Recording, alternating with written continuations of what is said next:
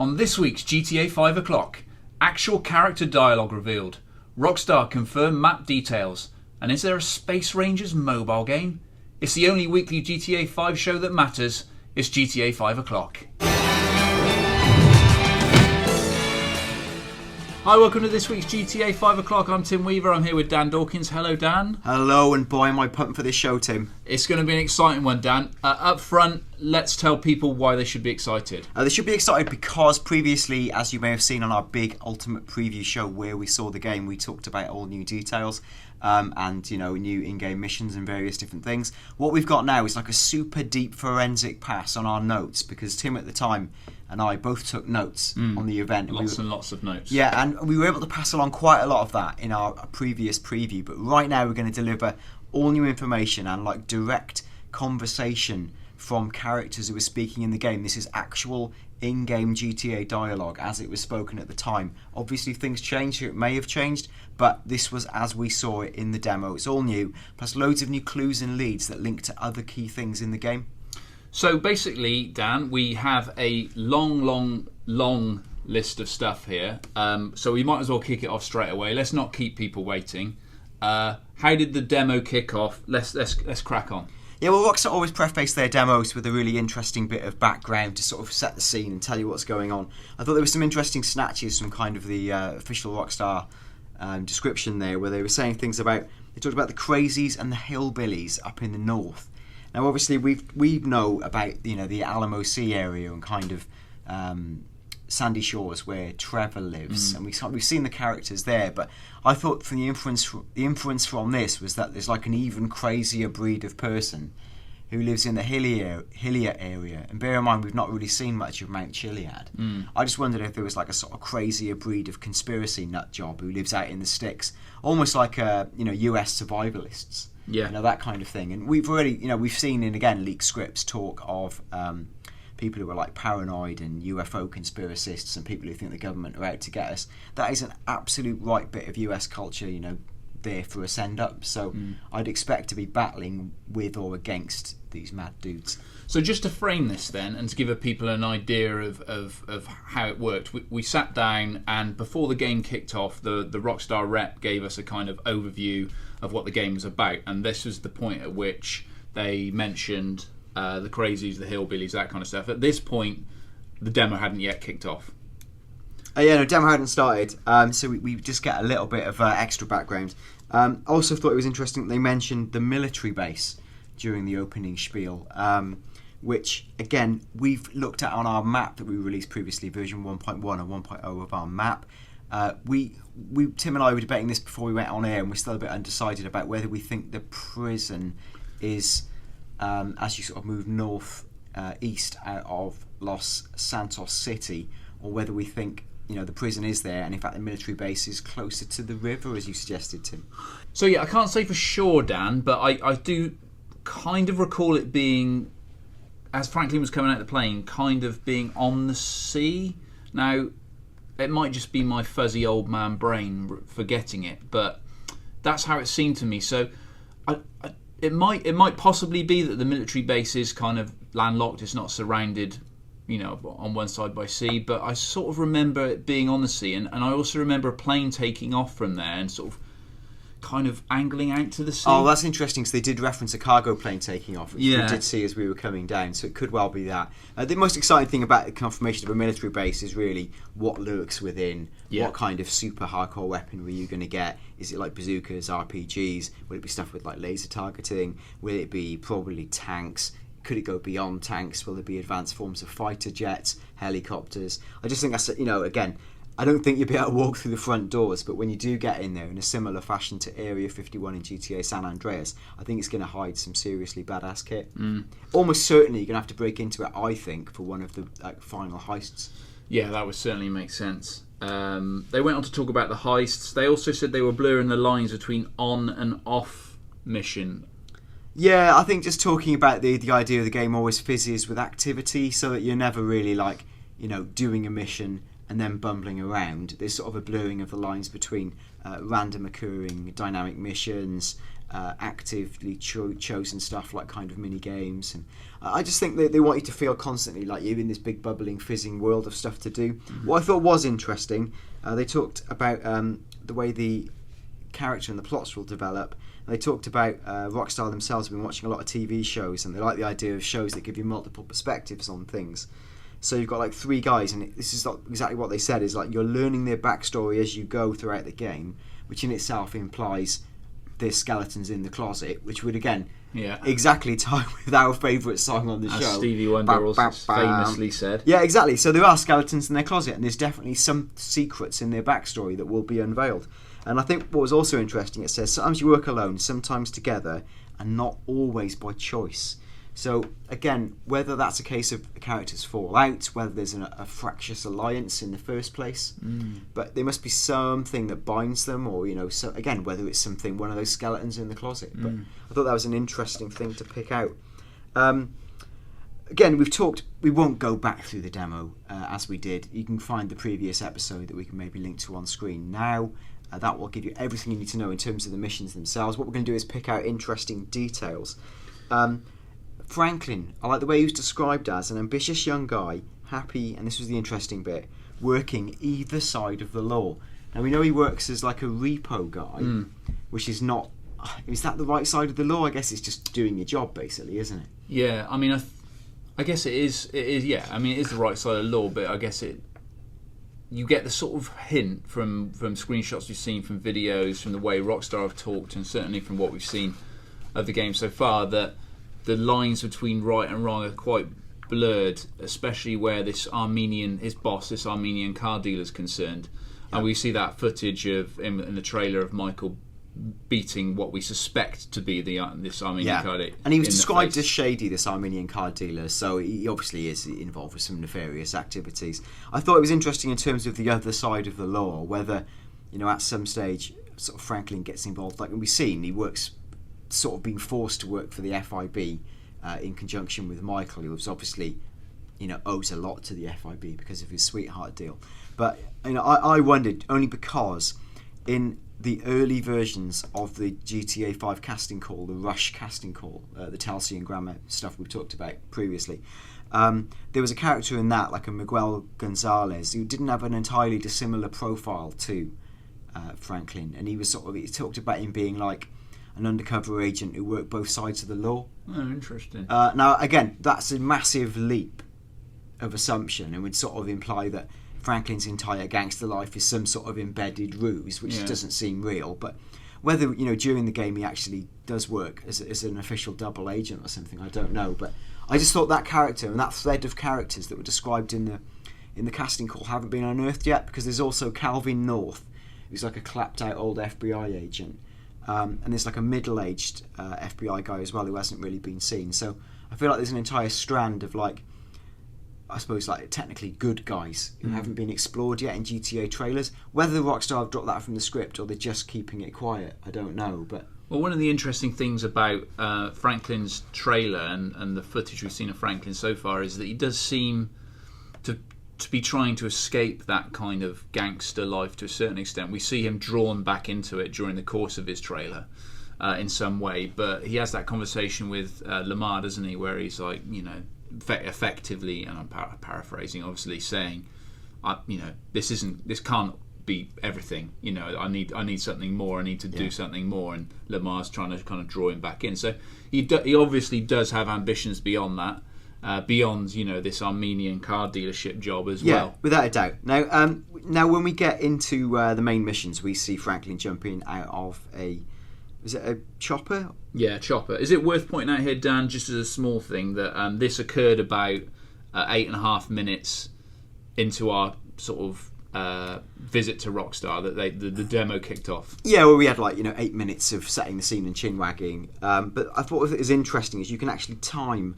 how long it took him from when he jumps out of the plane to when he lands. I think a lot of people are very interested in the scale of GTA 5, and a lot of people are worried that the game isn't big. Now, I've timed it, and this is an exact timing based on our notes and transcription.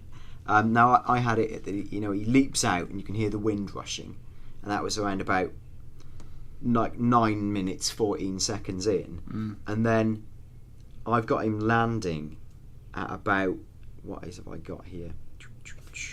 Yeah, 12 minutes 02. So he's falling for like almost 3 minutes. Yeah. Like 2 minutes 45 seconds ish.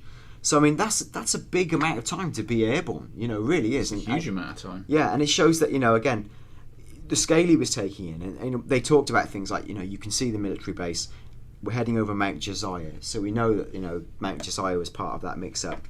Then we talked about entering the valley and things getting a bit greener. What I thought was interesting was that Rockstar again said we're now in the north of the island.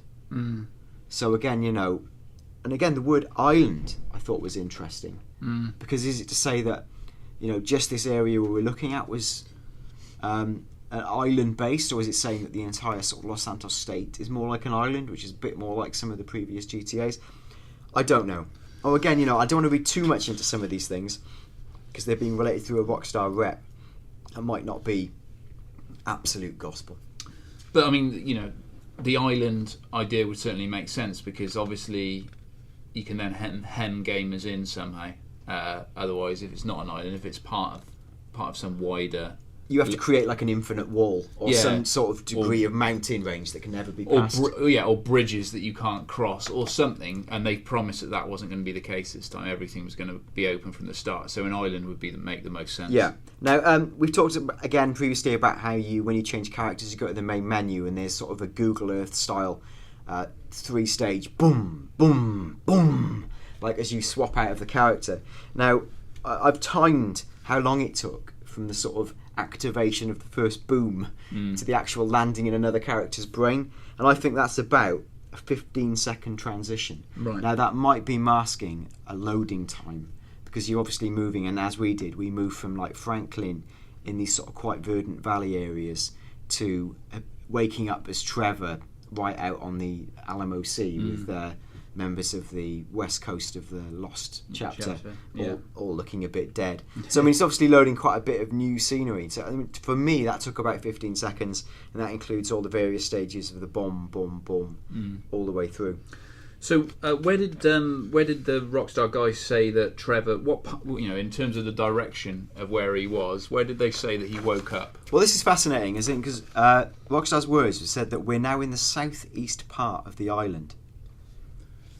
Which, given what we've done in terms of our mapping project, goes against everything out there, doesn't it? It goes against, certainly, because we sort of felt he was on the edge of the Alamo Sea. Whether he meant like the southeast part of the Alamo Sea area, which would make more intrinsic sense with what we've seen, and certainly would tie it with sort of some of the previous analysis that people have done and we've done. But to put it actually southeast, which would be for me like to the right of the main Los Santos city, and more where like the Hoover Dam is, that didn't make sense. But that's certainly what they said. Whether they meant the southeast part of the Alamo Sea, even that is a little bit of locational detail. What I thought was interesting as well, we talked about Trevor, and we see there's members of the West Coast chapter of the Lost gang there, the motorcycle gang. Now we were told that Trevor has, and has always had, a very uneasy relationship with them, which either implies that he's had problems with the Lost in his previous life, wherever that was, which again could be like in Liberty City, I wonder, because there's obviously a chapter of Lost and Damned around Liberty City, or it could be that Trevor's been living out in the sticks for longer than we'd expect. But I just think that idea of always having had problems with them was quite interesting. Yeah. So from there, he sort of wanders around in his pants for a while, then goes and finds the boat. And at that point, music kicks in once he gets on the boat. What's the music, Tim? The music, Dan, is, and people will know this from Trevor's trailer, is Are You Sure Hank Done It This Way by Waylon Jennings. It's the music on Trevor's trailer. That was the music that was playing in the boat when we took the boat out onto the Alamo Sea. Yeah, and what we did then is we went under the water. I thought was interesting is as we went under the water, straight away you hear the breathing sounds. There is ambient music that wafts in like really gently. It's really beautifully done. What Rockstar also confirmed is they said, just as planes come equipped with parachutes in GTA 5, some watercraft get scuba gear. So again, that sounds like something some craft will have as like default. I think we talked about this on a previous episode, and they confirmed to us also that I've had a brain fart. I can't remember the name of the boat that we got into, but that particular boat will always come with scuba gear. It'll be, but some, as you state, some boats won't.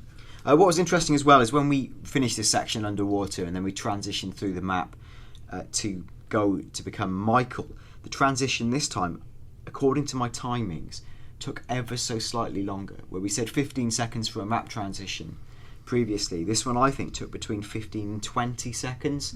Now, that's only a matter of seconds and is hardly that important of note, but it could be that depending on the degree of geographical change that those transitions are slightly longer. That's purely speculative, but the evidence of what I've got here would back it up. This is the really fascinating bit now, Tim, because this is where we become Michael. Michael's was by far the most vibrant section, set in the city of Los Santos in the Vinewood area. This was the bit that from watching it live sort of blew me away with the level of ambient detail and the stuff going on. Yeah. Here it was difficult to kind of note down every single thing that we heard and saw, and of course whilst watching the demo being played out, the guy at Rockstar was chatting to us as well, so we've tried to list as much dialogue verbatim as we can remember. We've tried to list as many of the sounds and the kind of traffic noises, the horns, all that sort of thing if we can. But there may be a few sort of little grey areas where we haven't been able to hear stuff properly or whatever. Yeah, I thought it was interesting because again, there's so much ambient buzz in this scene. Like you'd picked up, Tim, that as we see Michael outside the von Krastenberg Hotel, you could hear music. There was unidentified music playing. Do you think that was coming like from the hotel lobby? I think that was coming from the hotel. Yeah, I think that was coming from the hotel lobby. So he starts at the von Krastenberg top of the von Krastenberg steps. There's like 4 or 5 steps down to the pavement, to the sidewalk. And as he's sort of standing there, because we had a moment where we kind of dropped into Michael, and the Rockstar guys chatted to us a little bit about who Michael was, and we won't go over that because it's all stuff that we've already talked about on the show. But while he was standing there was just music playing, and I couldn't identify it, but it was sort of very hotel lobby-ish. It was that sort of like Muzak or sort of soft kind of. And again, it's juxtaposed with you're suddenly hear like a sharp beep of a horn, like you'd noted, Tim, that you could hear a car accelerating past and like a horn blast. I think there's always a sense of something going on. What I sort of thought was interesting, it's worth picking up in terms of Michael's character description, is that Rockstar described him as a very, very successful bank robber, one of the most successful in the country. Now, that implies a degree of notoriety, and I'm going to play purely fun devil's advocate, and I know people will shoot me down in the comments because, as we all know, Rockstar said previous characters won't return in the new in the new HD universe, blah blah blah. I'd only throw it out there and say, if you did have a criminal who was that notorious and that big, it would tie into the crazy theory of, could Michael secretly be someone like Claude and or Tommy Vercetti, as in he's a proper guy who's made it big and been out the other side.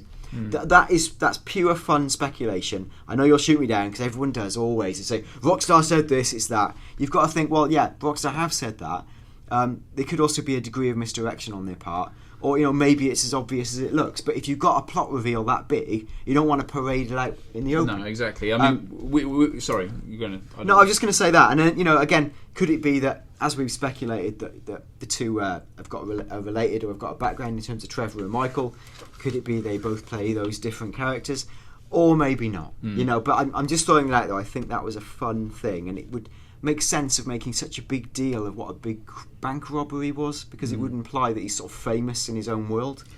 Yeah, and I mean, like you say, when you have that sort of notoriety, it's very difficult to just disappear as well. So that they have to address that kind of issue, I think, in order to make it Otherwise, if he's that successful, if he's like plastered all over the front pages, but just wandering a free man around Vinewood, something doesn't quite sit right somewhere. Anyway, as he's sort of standing at the top of the steps there, Dan, someone that just in a very GTA kind of way, someone walks past him and says something. Now, I wasn't able to write down exactly what was said, but it was something like, have you seen blah blah blah. I guess it was just like someone having a kind of have you seen something yeah exactly. But there's a lot of that. There's a lot of people, as you'd expect from this world, and as has been the case in previous games, people wander past, and as you wander past them, they say stuff to you, and there's sort of this kind of like small conversational lines going on the whole time. You make some nice notes here because we do, as Michael starts moving, we get to see the radar a bit more. We note that we've talked about this previously. The radar is sort of pseudo 3D looking. It's a bit more like when the iOS Apple Maps update came out, and there's that sort of quasi 3D mode it's got. It looked a little bit more like that, and Michael was represented by an arrow as he was treading the streets. I thought that was quite interesting. Yeah. Rockstar sort of went over who Michael was. They talked about his love of Vinewood action movies. We've documented that quite well over the past few weeks about where we think that'll take him. What again, I don't know if this has been confirmed, because I think people again said that I was wrong when I said this previously. Rockstar said Michael's wife is cheating on him, confirmed. Now I think that might have been public domain, and again from one of the previous trailers where we see that guy in his sort of like leopard skin pants jumping out of the window, which we said could be Chad, the Vinewood playboy, again from Casting Calls. I think that could be the guy who's having an affair with his wife. It would certainly make sense. Yeah. He spends most of his time at the bottom of a whiskey bottle. Well, we've seen that in the trailers. He really does enjoy his whiskey. At this point, this is about... let me just check back through my notes. This is about 11, 12, 13... About 13 and a half minutes after the demo first started. He sort of starts wandering down the street. There's like a sports car kind of accelerated past. I wasn't able to get the make, but it was like a real throaty kind of noise. More car horns. There's a lot of car horns in the Vinewood section. People shouting, we've noted. It's a really busy ambient scene. Yeah. Now, obviously, as he strolls around Vinewood, and you could look over the street, you could see all the neon. It was really great. He stops then, and he he listens, in fact, to a character called Pamela Drake. And Tim, I'd love you to do the accent now, whether you will or not, because I'm willing to attempt it. No, I'm not going to do that, Dan. Are you really not going to? Well, I just don't think the readers are ready for my my awful American accent. Tim, come on, I'll do it then. Come on, go on. Okay, this is what she says. Okay, so Michael stops and he listens to Pamela Drake, and then Pamela Drake says, "They rode a slut in Paris." Oh my God, she sounds like some old whiskey-soaked old man. "They wrote a slut in Paris just for me. For me! The producers would wine me and dine me and do me on the couch." That's nothing like how she sounded, is it? Well, I don't know. It's not far off. She was an old. I guess she was in her like 50s, and she was had quite a throaty quality to her. I seem to remember. Yeah, no, Pamela. Her name's Pamela Drake. I don't know if that's some swipe at someone like a Pamela Anderson, who's probably a similar-ish age. Maybe not, given that. Well, I suppose Pamela Anderson's appeared in some special movies in her time as well, so we won't talk about that. And now, Pamela also says, now she's a one-time actress whose days are far behind her, we were told. She also says, "Things were very different in my day. Do you remember War on the Exchange? Now, listen to me." And this bit we didn't hear properly. Mr. Shillingface. It sounded like Shillingface. That's why I've put lots of question marks around it. I'm pretty sure. I don't know whether... I mean, it could be. Now you listen to me, Mr. Shillingface. It could be. Maybe he's a producer or something. But I wouldn't have thought they'd call him Mr. Listen to me, Mr. Shillingface. I don't give a honk, honk, some sort of swear word, whether you like it or not. So that's exactly what she said, apart from the honk. Yeah. And then in the background, you can hear someone cry out, "Oh yeah!" So it's again, the noise. There's car noise. There's car horns. There's people talking. And you leave Pamela Drake behind. You walk down and you can see a Vinewood tour bus. Yeah. And we're told that if you paid a few bucks, you could actually take a tour of the Vinewood Hills. Yeah. And you get told the sleazy stories of the celebs who live behind. So I thought that was fascinating. And then, just as he's wandering past the tour bus, we hear, "Impotent Rage!" That's good, Tim. That's not bad, is it? Actually? Yeah, that's good. Keep going with that. And Impotent Rage. We talked about him in previous weeks. He's like a sort of cartoon. He's got his own cartoon show in the game, and he's what's nice about him is this guy who sort of got his costume on is sort of moans later on about the fact that he's sort of a highly qualified actor doing this fairly crappy job. Oh, let's do all this. I think everyone will want all of the script. Okay. So anyway, I'm going to preface it with just saying that at this point, it is in our notes. It is hard to get a sense of who's sort of saying what, because there's lots of dialogue coming from off camera and in the background and that sort of stuff. But we've done our best to kind of write down who says what, and I think at this point, Impotent Rage says, as Michael sort of is near him, says, "I'm really pretty mad right now."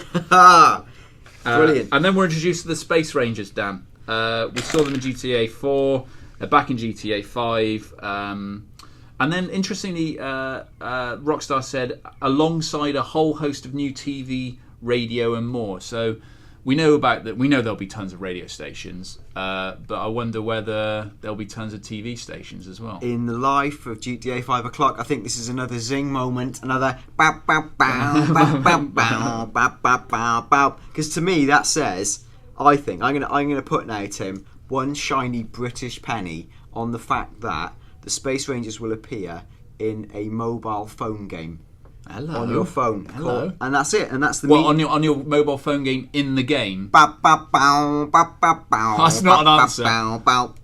I'm just leaving it like that, Tim. Right. Okay. I think there will be like a transmedia thing for the Space Rangers. And say if we've got new TV radio, they're doing that. If they're on a quest for global domination, like any brand in the modern universe, where you've got to be on 7 billion different media channels, I bet you there's a Space Rangers mobile phone game in some form. Okay. It's speculation. You heard it I here could be first. wrong. I've only bet one British penny on it. And at that point, they show us how the phone works. We hear 3 beeps. One is beep, and then there's a beep beep as he's selecting the options. Then we hear Impotent Rage again. "I'm completely crazy here." Then we hear another beep. Then Impotent Rage again, and he says, "I am Impotent Rage. Get me excited and I get crazy. Get me crazy and I get excited." And then they start taking a photo. Yeah, that's brilliant. And it says when you take photos, you hear more beep, beep, and it says Rockstar confirmed you can upload the photos to their social club, the Rockstar Social Club. And they also said they've got their own version of the internet in the game. This is what blows my mind. Like Rockstar saying they've got their own version of the internet. Then you hear more beep, beep, beep, beep, beep. So they're pressing the phone to get stuff done. And it says we've also got our own version of social media that, again, we'll be talking about later on. So, I mean, is it not enough that they're making the biggest open world game ever, that they're now taking on the internet and Twitter and Facebook? Like, that's mind-blowing to me. I don't want to read too much into the beeps, Dan, but the reason I wrote in my notes beep, beep, beep, beep, beep, 6 beeps, is to show the sort of... I think it probably is a good way of showing the sort of depth of options in your phone. You know, you can go to lots of different, there's options within options, I guess I'm saying. Yeah, it's like 6 button presses, isn't it? So Yeah. that shows quite a bit of depth, whether it's going deeper into menus or lots of different things on your phone itself. I thought that was really interesting. Space Ranger. Space Ranger. I think it was Space Ranger. It didn't sound like Impotent Rage, because Impotent Rage was doing some sort of like COD English accent, whereas Space Ranger was more American. And he says, "I ought to be doing Shakespeare and stop doing this crap." So he's really down about the fact that he's having to do it. Now that could be Impotent Rage. That piece of dialogue happened off camera, so it was difficult to tell exactly who that was. And it's fair to assume that whether you are in fact a Space Ranger or Impotent Rage, maybe you haven't reached the true apex of your career. That's right. Yeah. We don't know. So it was worth mentioning now that Rockstar drew our attention to the question mark on the little radar, which indicated the presence of a dynamic event. And they said that there'll be dynamic events all over the map, and they're specific to locations at certain times of day, and they're also specific to the character you're playing. So there really is going to be like a mystery, I think, in unearthing certain events. Some people won't see them, and you might be chatting on actual Twitter or Facebook and go, "Oh, I did this amazing thing with Trevor out in the sticks." Someone will go, "What? I've never seen that." And you go, "Well, you've been there at midnight, right?" And you go, "No." So you can imagine a really nice, Yeah. properly dynamic world, and lots of conversation around that. So Michael heads across the street, across Vinewood Boulevard towards an alleyway. We've talked about this before. Hidden down the alleyway is Lacy Jonas. But before he gets even across the other side of the street, I think he got knocked over in our demo, Dan. Yeah. And then it sounded like, I'm assuming that it's the person who was driving the car. You could hear a sort of car door open, I think I remember, and the guy was like, "Don't move," sort of presumably because he wanted to, speak to Michael or talk about insurance or whatever. Yeah, and so we end up. He goes down. Someone shouts something like, "Hey, something dirty, something, hour." So I don't know what that was. And then we do eventually bump into Lacy Jonas, who we know is a sort of a dynamic side mission. So yeah, Lacy Jonas then says, and this would be a masterwork of accents, "This is a nightmare." And she says, "I'm serious. These guys are crazy. Can you get me past this, please? My car's just over there." And then Michael says, "I'll give it a try." That's great. And then you hear, my accent's terrible, isn't it? Yeah. She says, "Sound of Michael's footsteps." And then a random bloke says, "Are you fucking insane?" So that's weird. And then the Paps are trying to get a shot of her because she doesn't trust her own driving, which suggests an element of Lindsay Lohan again there, to be quite honest. Just backing up a little bit to where that guy says, "Are you flubbing insane?" Yeah. I think they were down the alleyway where she'd left her car, and they were quite close to where she'd left her car. And I think the point at which they said that was the point at which Michael got into her car. So I don't know whether they were commenting on the fact that he was going to help her, or that he looked like he was stealing a car. Okay, now he does get in the car. What's the track playing in the car? The track that kicks off is "Glamorous" by Fergie featuring Ludacris, which I believe has already been confirmed as one of the songs on the soundtrack. So I don't think that's any great revelation, but that's the song that plays as Michael gets in Lacy Jonas's car. And then Michael drives up the alleyway, stops by Lacy Jonas and says, well, I don't know why I've written Shaw here, because he's not replying to anyone, but he says, get in, quick. Okay, and she goes, "Oh shit, here they come, go, go, go, lose them. Oh, this is a disaster. I am so fucking fat." She goes, "Oh my god, they cannot get a shot of me. How's my hair? Do I look cute?" "I'm going to worry about the gang of lunatics chasing you first." And then it sounds like a paparazzi shouting, he goes, "Here, Lacy." Because obviously they're all like 1930s paparazzi. Yeah, that's right. What did Michael say? Then Michael says, "They're crazy. What the hell did you do?" She goes, "Oh, I'm really famous. I didn't do anything. This is my average commute." So, and then there's a little bit of a pause, I think. And then he says, "So who are you anyway?" She goes, "Who am I? Hello. Take another look." "Hello," Michael says. "I'm trying to focus on not killing us right now." "How out of touch are you? I'm Lacy Jonas. I'm the voice of a generation." "Not my generation." "That's bullshit. I test very well in your demographic." Okay, so then they drive on for another, 40 seconds, something like that. And then Lacy says, "Looks like we lost them. Thank God. Now, would you be a total sweetheart and give me a ride back to the hills? What a day." "What am I, your chauffeur now?" "Oh, pretty please. I can't walk home. Most men would kill for the opportunity." And then they drive again for about, I've noted down about 40 seconds. And then they get to Lacy Jonas's house, Dan. And she says, "This is me. Thanks for saving me from those awful paps. You're such a sweetie."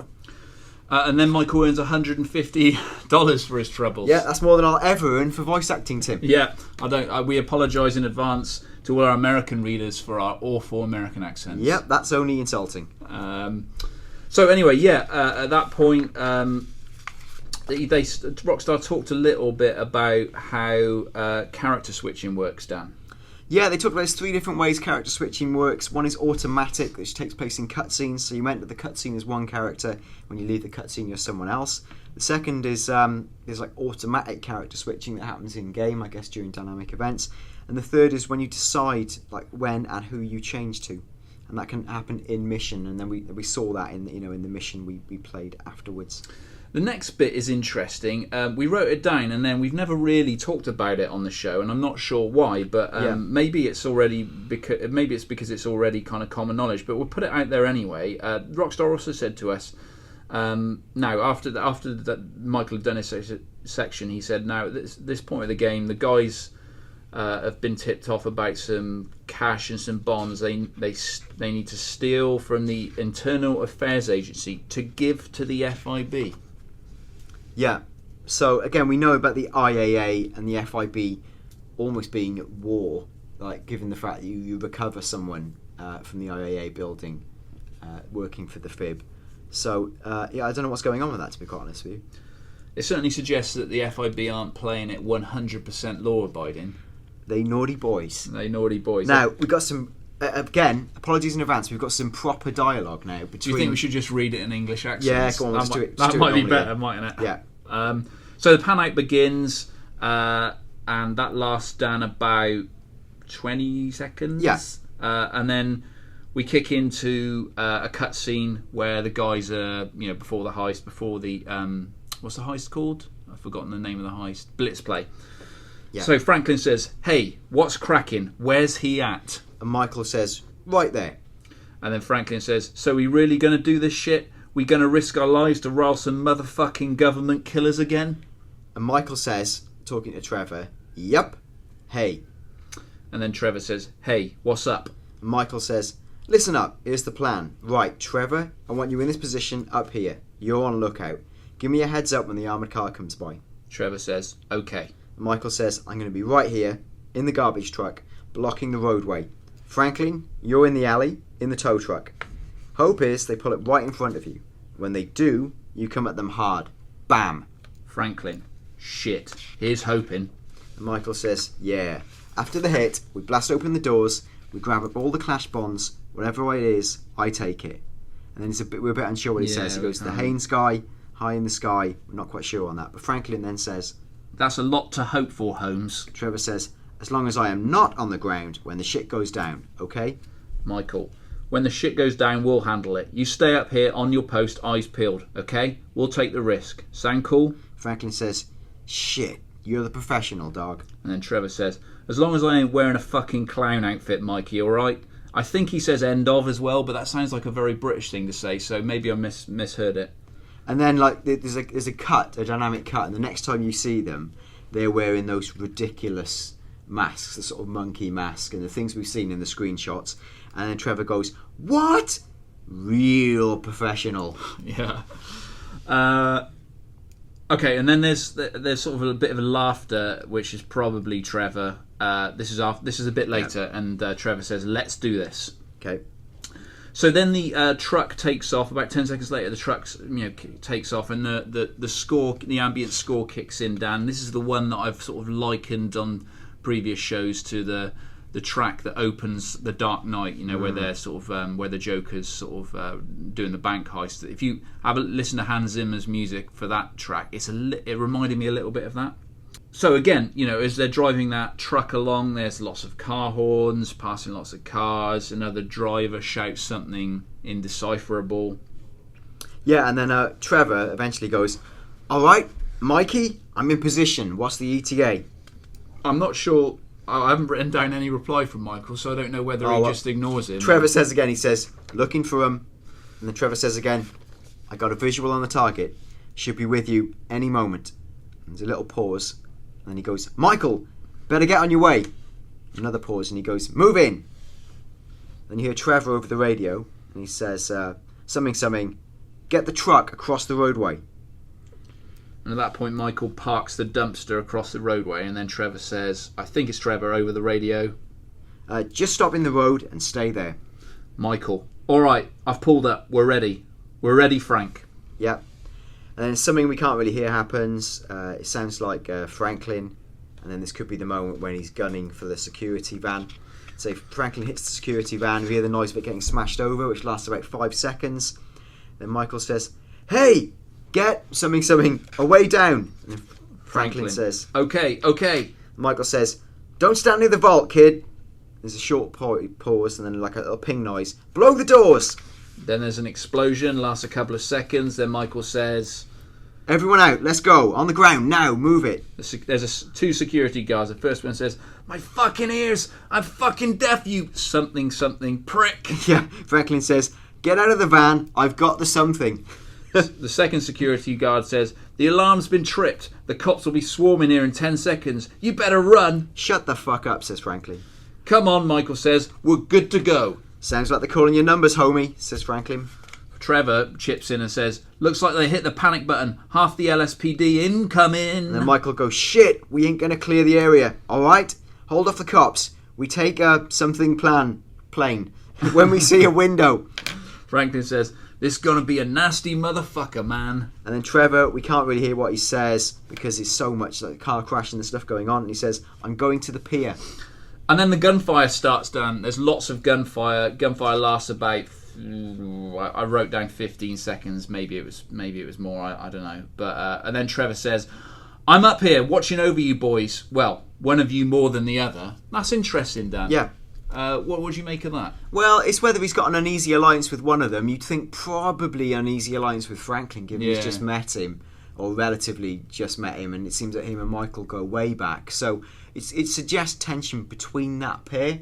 Quite how that resolves, we don't know. But yeah, I thought that was interesting. And then Michael said something I couldn't pick up on. It sounded like once these are down, we move on, but I wouldn't like to say for sure. And then Franklin says... he obviously spots it and he goes, more cops on the way.